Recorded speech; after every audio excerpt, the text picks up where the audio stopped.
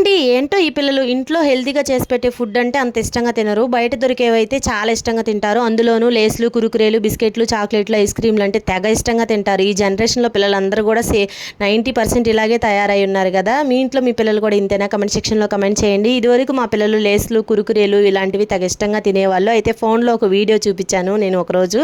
అప్పటి నుంచి లేస్లు, కురుకురేలు తినాలంటే కొంచెం భయపడుతున్నారండి. అయితే మా పిల్లలకి స్కూల్ స్టార్ట్ అయ్యాయి. డైలీ ఏదో ఒక స్నాక్ ఉండాలని చెప్పేసి మొన్నైతే నేను సున్నుండలు అయితే ప్రిపేర్ చేశానండి. ఇంతకుముందు మన ఛానల్లో సున్నుండలు వీడియో నేను పోస్ట్ చేశాను, లాంగ్ వీడియో అనేది.